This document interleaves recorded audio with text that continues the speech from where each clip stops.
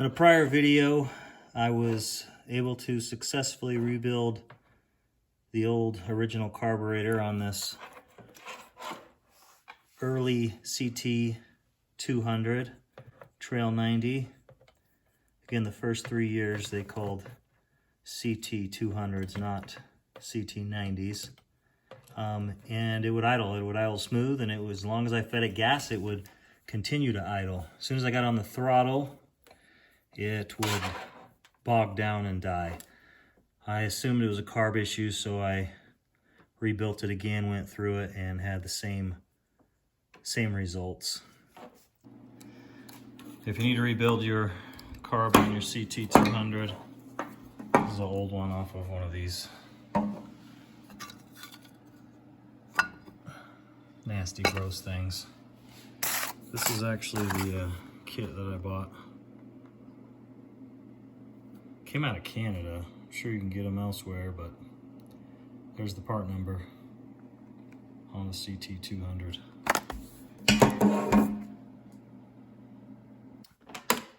And then it dawned on me, this dynamo or generator, stator and rotor here, and specifically the spark advancer, or we'd probably call it a timing advance today, is just all froze up. As this spins, there's a this is lobed, so there's one side that's a little bit higher than the rest, and that opens and closes the points on the point assembly right here. So this piece here rides on this lobe that comes through here. Demonstrate on this, you can probably see the lobe on this one on the left side there, and as it rotates around, this lobe will ride on the lobe, and when it hits that oblong part, it'll open the gap right there, which is fine. That allows it to go to the spark and the spark plug and combust the air-fuel mixture in the cylinder. And like I said, that's great at idle, but as an engine RPM speeds up, we know that there's literally less time for the gasoline and air to combust. And so the spark needs to ignite sooner than it does at idle. That's like on all combustion engines. That's why we change the timing, and there's a proper timing. And as we have vacuum advances on old engines, and it's all digital today, but it will advance the timing at higher RPMs. So this, as it spins, uses centrifugal force, and these arms come out. I'll show you on this one. I was able to clean this one up from a different unit, this guy's twin, and disassemble it. If you are interested in disassembling this, it's super simple. There's a clip right here and some washers. Don't lose those washers. There's one up here, and then there's one down here. And this one came right off. This one over here actually had to work off. This spins. This rotates on this inner shaft. This will come all the way off. Now mine was frozen up, so I could barely pry this open with a screwdriver. But now you can see that those moving, just centrifugal force will rotate that lobe to the right position. It's all a mechanical spark advance or timing advance. Now it's so free now that I can rotate this, and you'll see the arms open up. So with this being frozen, it didn't matter how fast I spun the engine, these arms would not open, this would not rotate, and the higher RPM timing was off. So the plan is take out this old stator. I pulled this one from another unit and cleaned it up. I could likewise pull this one out. It looks like it's in similar shape that this one was. I'm going to clean these up a little bit with a little bit of wire wheel. And get that one in here. And I also pulled a rotor. Got this cleaned up with a wire wheel. And I always use this Vapo Rust, which I've talked about before, I think. This stuff is quite incredible. It's safe. It doesn't seem like it's gonna work. You read it and you're like, there's no acids, it's biodegradable, you can dump it down the drain, and it flat out works. Soak this stuff in there for 12 hours and it'll loosen up all of the rust. Then you can just kind of wipe it off. You can use a mild brush, brass brush, something, but I was able to get this cleaned up with that Vapo Rust. And I was able to get a wire wheel on the rotor, and you can see on this rotor the timing marks right there. So we got like fire. That looks like that's a F, and then you got, I think that's the top dead center. Those are on there. They're just really difficult to see because that's all gummed up and everything.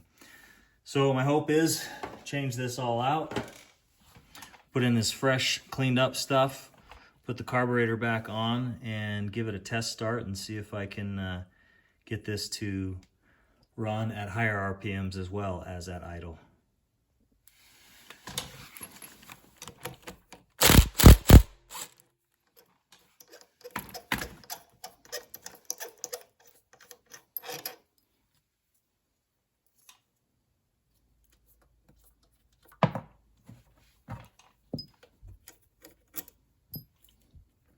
These are hard to get out without stripping. You want to use an impact remover. Hit it with a hammer. A couple of them I had to get the grinder out and cut a little slot in it and use the flat tip. I've been able to get them all out, but some of them end up looking like that.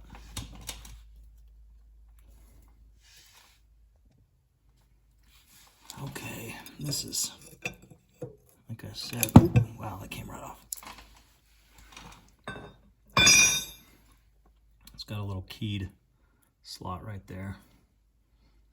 That little guy goes in there, so you can't put it back in wrong. But these are supposed to come out. There's no way, that's just frozen up. It's definitely the problem.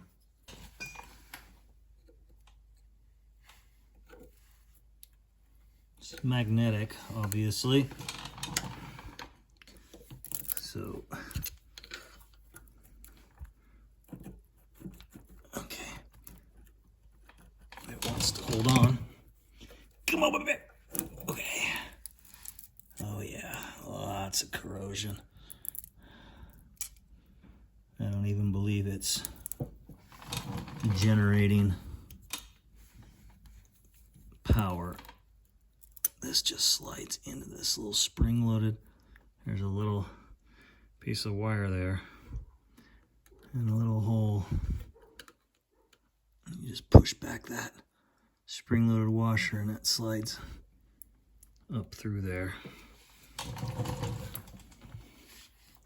Seems like a very unstable connection. I'll put this off down here. I'm gonna have to redo the wiring just above here. I was able to run a bolt through here.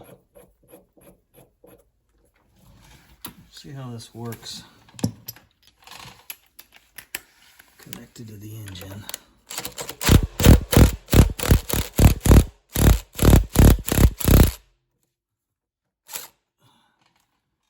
Basically what's happening here is, the only reason this is threaded, I think, is so that you can remove it. I'm sure there's an expensive tool out there, but I just had a metric bolt laying around.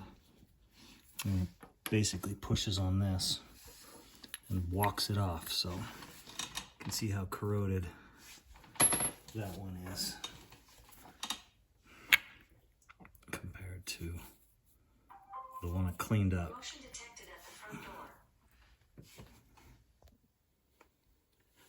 All right, had to cut all of these old fittings off of the stator wires. Just too crusty and old, and I'm not going to cut it. I'm going to be putting new connectors on using these little guys. Connect on the wires, snap in, do it on the other side. We'll be able to have a quick plug, disconnect. Pretty smooth little tool here I use when I don't want to solder and I don't want to twist wires together. Actually just put that in there to hold it, and then strip the wire.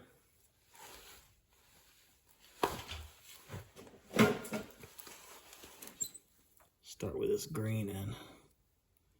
It's got a dark red stripe on it.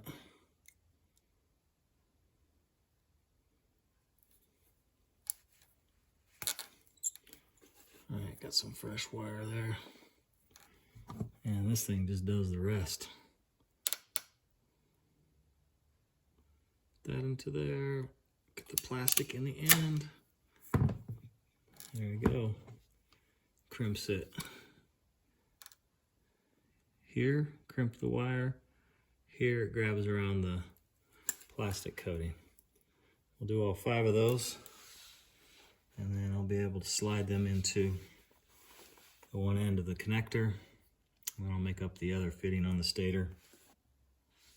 Okay, do this last one here.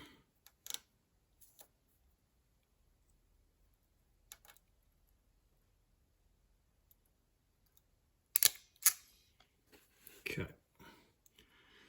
I've got a 6 plug here. Of course, I'll only be using 5. Doesn't matter. Oh, that's great. That wasn't a tight connection. I found 3 that weren't tight. I'm going to go ahead and move down to this smaller one that'll cramp it on even tighter. Give those guys a little twisty-do.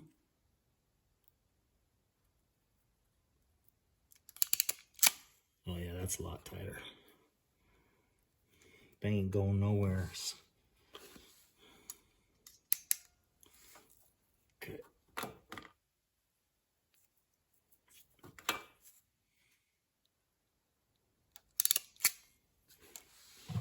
Let's get back at it. I was saying it doesn't matter which one those goes into. Those lock in. In order to get it out, you have to push in that little thing.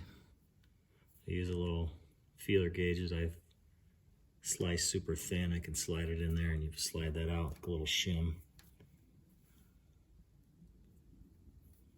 They just have to go the right direction so they clip in. And then of course I'll have to make sure I match up on the stator side the right colored wires. Then it will matter which slot I got these going into. So I'll put one here. And let's do the pink lady. Okay.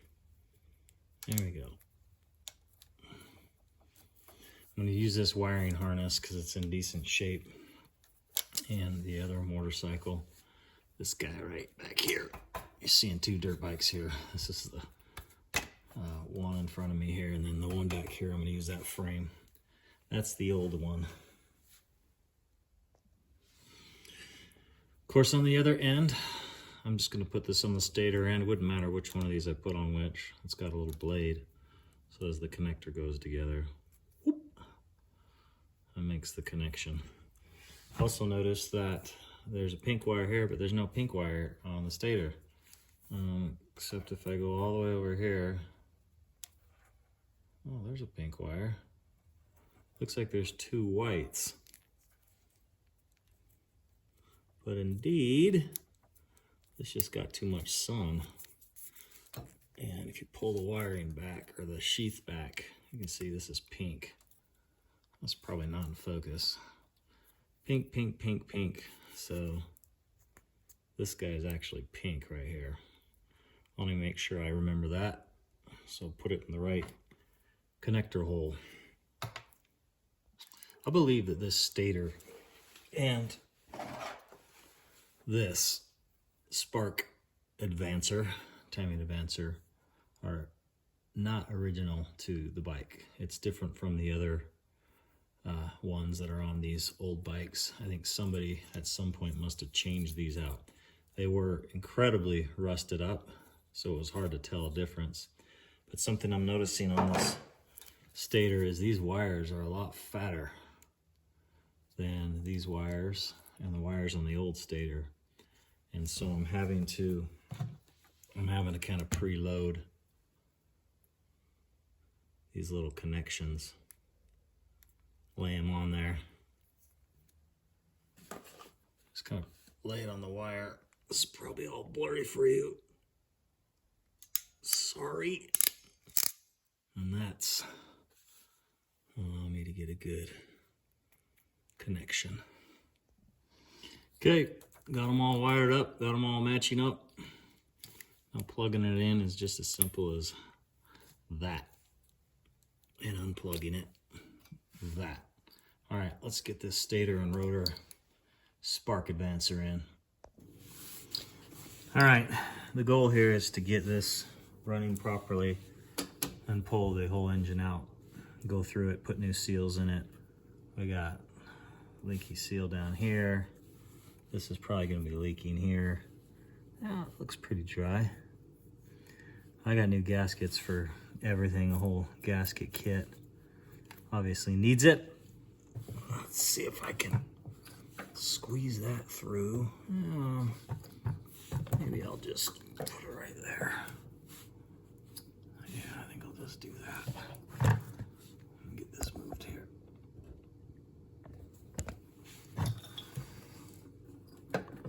Little gasket right there. I don't know if the kit has one of those. It would be nice though.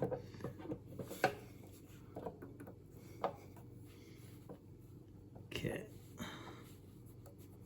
Should clean those up a little bit. I think I'm gonna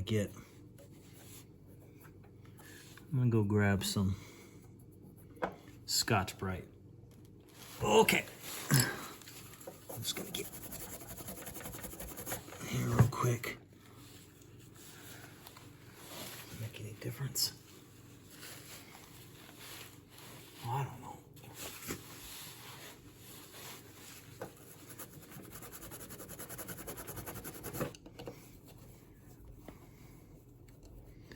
Am I doing this backwards? Probably doing this backwards. I gotta get that little guy out. All right, had to make sure to get this little guy up in here. Okay, I'm gonna try to get this rotor on here.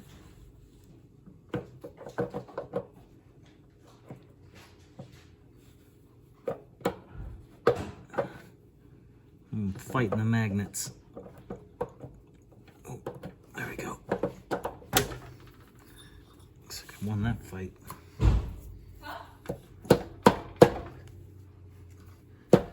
Okay. And then this little guy is gonna go in this little keyway here.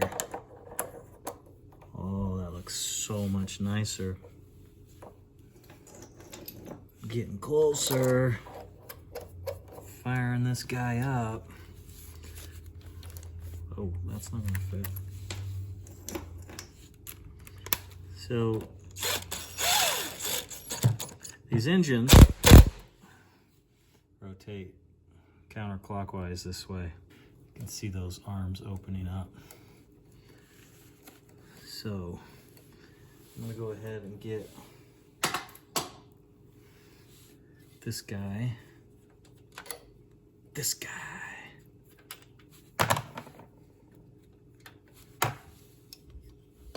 What has two thumbs and likes working on motorcycles? This guy. Okay. What has two thumbs and doesn't know what he's doing? This guy. All right, so now we've got, of course I'm putting this on because it's critical that we have the points operating off this lobed cam here. And this just needs to get bolted onto this. So I guess I gotta go find where I put that bolt and nut. Use the baggies, guys. It'll save you a whole lot of headache. Now, if you don't know what it is, label it. Obviously, it's clear what this is. Different points from my other machines that I've cleaned up. I need this little guy. All right, 26 years later, I was able to get this on there. Little wire through. Got all the connections. Points up here, I believe, should still be gapped right. Drop the car back on here. Give her a test run. All right, this key turned on. Let's see what we got here.